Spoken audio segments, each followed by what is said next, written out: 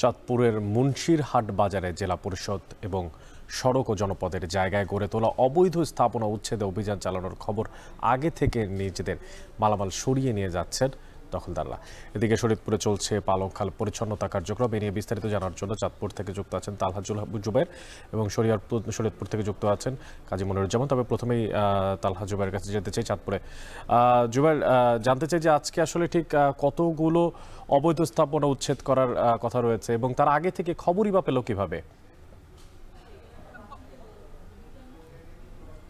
অনেক আসলে এই যে মুন্সিরহাট বাজার, এটা কিন্তু চাঁদপুর সদর উপজেলা এবং মতলব দক্ষিণ উপজেলার কিন্তু মধ্যবর্তী এলাকায়, অর্থাৎ সদর এবং মতলব দক্ষিণ উপজেলা মিলে কিন্তু এই বাজারটি। এবং এই বাজারে কিন্তু প্রায় শতাধিক ব্যবসা প্রতিষ্ঠান রয়েছে, বিশেষ করে সড়ক ও জনপদ এবং জেলা পরিষদের জায়গায় কিন্তু তারা ব্যবহার করে আসছিলেন এতদিন অবৈধভাবে দখল করে।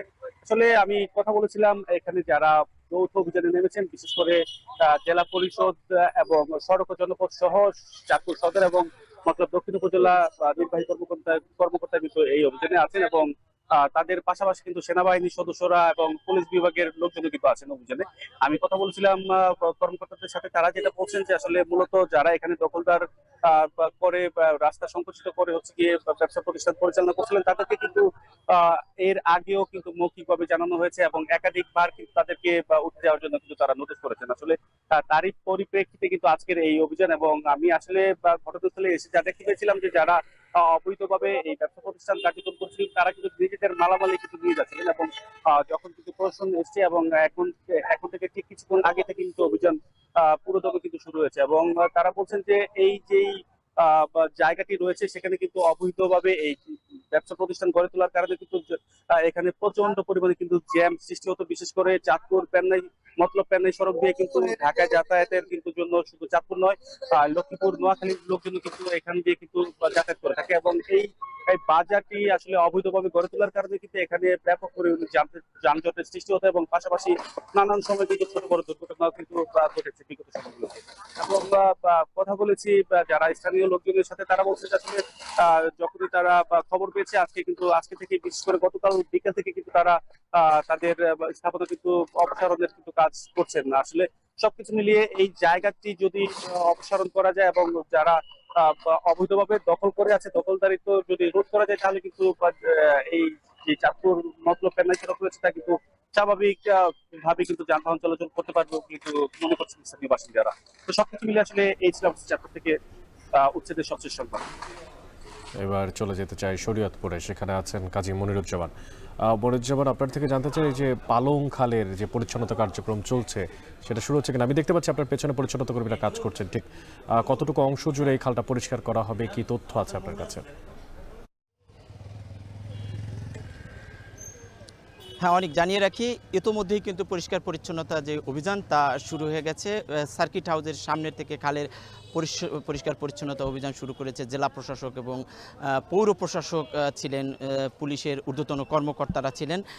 ইতোমধ্যেই কিন্তু বেশ কিছু অংশ পরিষ্কার করা হয়েছে। মূলত অনেক এখানে যে খাল রয়েছে তার আশপাশে যে আগাছা রয়েছে সে আগাছা পরিষ্কার এবং মানুষ যে ময়লা আবর্জনা খালের মধ্যে ফেলছে সেই ময়লা আবর্জনাগুলোকেও প্রথম অবস্থায় তারা পরিষ্কার করবে। এটি 8 দিনের একটি ক্রাশ প্রোগ্রাম। এই প্রোগ্রামে 8 দিন পর্যন্ত 8টি স্পটে তারা এই খালটি পরিষ্কার পরিচ্ছন্নতা কার্যক্রম শুরু করেছে এবং চলবে।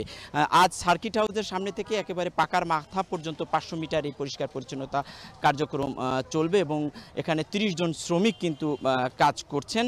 এরপরে এই খালের অপর অংশ থেকে রাজগঞ্জ পর্যন্ত যে অংশ সেটা শুরু করবে। এরপরে পাকার মাথা থেকে বটতলা পর্যন্ত এভাবে পর্যায়ক্রমে খালের যে পৌরসভার মধ্যে রয়েছে সে খালগুলো পরিষ্কার পরিচ্ছন্নতা অভিযান করবে। এখানে পৌরসভা মূলত কার্যক্রম চালাচ্ছে, তাকে সহযোগিতা করছে ব্র্যাক এবং এই যৌথ অভিযানে সহযোগিতা করছে জেলা প্রশাসন। আমার কথা হয়েছিল জেলা প্রশাসকের সাথে, তিনি বলছেন যে প্রথমে খালগুলোর পরিষ্কার পরিচ্ছন্নতার মাধ্যমে এগুলিকে অস্তিত্ব জানান দিতে হবে। এরপরে এই খালের যেই জায়গাগুলো দখল হয়ে গেছে সেই দখল ফাটলগুলোকে পর্যায়ক্রমে তারা উচ্ছেদ অভিযান চালাবেন। মূলত এই খালটি কিন্তু বেশ গুরুত্বপূর্ণ। সার্কিট হাউস, জেলা প্রশাসক কার্যালয়, এখানে এসপি অফিস রয়েছে, এছাড়া এখানে আমাদের জজ কোর্ট রয়েছে, এছাড়া বিভিন্ন দপ্তর, গুরুত্বপূর্ণ দপ্তরগুলো রয়েছে। তো এই যে খালের যে ময়লা আবর্জনা ফেলায় কিন্তু দুর্গন্ধ সৃষ্টি হয়েছে, মশা মাছির সৃষ্টি হয়েছে।